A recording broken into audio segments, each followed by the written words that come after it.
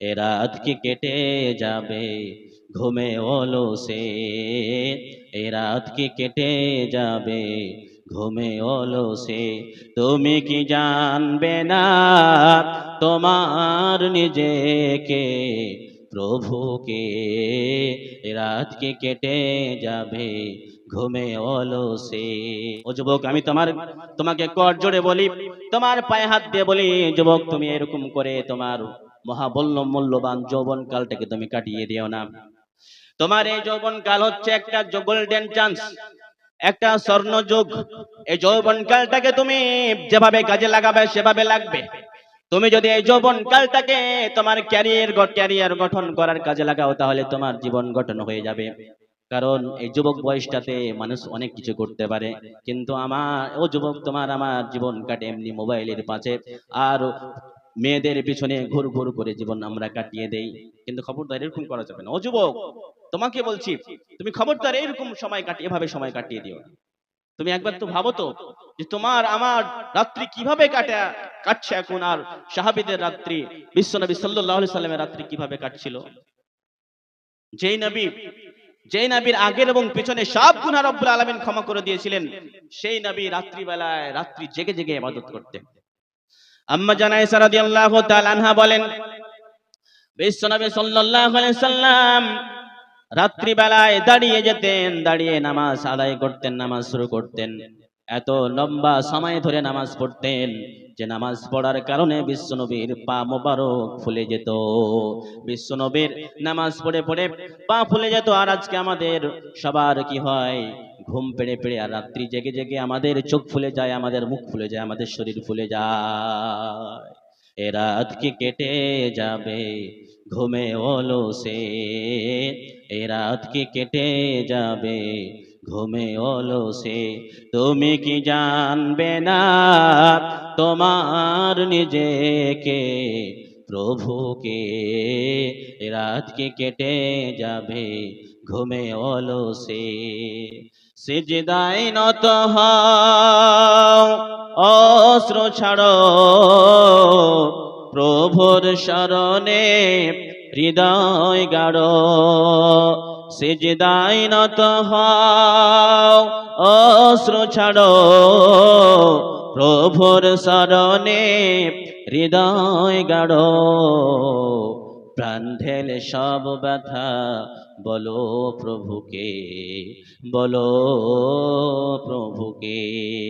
এ রাত কি কেটে যাবে ঘুমে অলসে, এ রাত কি কেটে যাবে ঘুমে অলসে। এভাবে রাত্রি কাটায়েন না, ঘুমে ঘুমে রাত্রি কাটিয়ে দিয়েন না। আপনি চান রব্বুল আলামিনের কাছে রাত্রিবেলা উঠে তাহাজ্জুদে নামাজ আদায় করেন। আপনি গুনাহ করেছেন, গুনার জন্য ক্ষমা চান আল্লাহর কাছে। ও রব, তুমি ছাড়া আমার কোনো মাবুদ নেই, আমার মতো পাপী, আমার মতো গোলাম তোমার অনেক রয়েছে, কিন্তু তোমার মতো রব আমার নেই, আমাকে ক্ষমা করো। আমার আপনার জীবনে বুঝি আমার গুনাহ নেই? এখানে যতগুলি আমরা মানুষ বসে আছি, কেউ কি বলতে পারবো যে আমার আপনার জীবনে গুনাহ নেই? অনেক গুনাহ আমরা জীবনে, আমরা দিনে হাজার হাজার কোটি কোটি আমরা গুনাহ করে থাকি। সে গুনাহ করার পরে আমরা চুপচাপ বসে থাকি, আমার আপনার কিছু ভাবনা নেই। গুনাহ করেছি, আমার ক্ষমা চাওয়ার দরকার নেই। আপনি রাত্রিবেলায় ওঠেন, তাহাজ্জুদের নামাজ পড়েন, আপনি পুরো রাতটাকে ঘুমে ঘুমে কাটিয়ে দেন না। আপনি রাত্রিবেলায় উঠে যান, উঠে গিয়ে তাহাজ্জুদের নামাজ আদায় করেন, আর রব্বুল আলামিনের কাছে দুই হাত তুলে ক্ষমা চান। ও রব, আমি অনেক বড় গুনাহ করেছি, অনেক গুনাহ করেছি, আমাকে ক্ষমা করে দাও। কারণ রব্বুল আলামিন রাতের তৃতীয়াংশে প্রথম আসমানে নেমে আসেন। নেমে আসার পরে বান্দাদের ডাক দেন, ও গোলাম, কেমন আছো গুনাহগার? কার কি লাগবে? কেমন আছো ঋণগ্রস্ত, ক্ষতিগ্রস্ত, বেমারগ্রস্ত? কার কি লাগবে? আসো আমার কাছে চাও। হাদিসের মধ্যে শব্দগুলি এভাবে এসেছে, মাইয়াদউনি ফাস্তাজিব লাহু, ও গোলাম কে আছো রে? আমাকে ডাক দেবে, আমি তার ডাকে সাড়া দেব।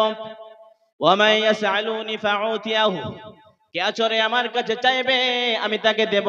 ওয়া মাইয়াস্তাগফিরুনি ফাগফির লাহু, কে আছো গুনাহ করেছো, এসো আমার কাছে ক্ষমা চাও, আমি রব্বুল আলামিন ক্ষমা করে দেব।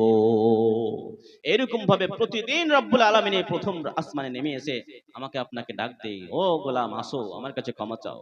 কিন্তু আমার আপনার ঘুম পেড়েই তো আমরা আমরা কুলাতে পারি না, তো কি যাব রব্বুল আলামিনের কাছে বলেন? আমরা পুরো রাত্রি ঘুমিয়ে কাটিয়ে দেই। তো রব্বুল আলামিন কালামুল্লাহ মাজিদের মধ্যে বলছেন যে যারা রহমানের বান্দা হবে এরা রাত্রি বেলায় রব্বুল আলামিনের সামনে দণ্ডায়মান হয়ে সাজদারত অবস্থায় এরা রাত্রি কাটাবে। তাহাজ্জুদের নামাজ তো পড়া দূরের কথা, এখানে অনেকগুলো মানুষ আছে আমরা যেগুলো নামাজ আমার আপনার উপরে ফরজ করেছেন সেগুলো নামাজও আমার আপনার ভিতরে না, ঠিক কিনা? অনেক মানুষ আছেন। আচ্ছা বলেন তো, জালসা শোনা ফরজ না নামাজ পড়া ফরজ? কথা বলবেন, এই কথা বলেন তো, কোনটা ফরজ বলেন? নামাজ পড়া।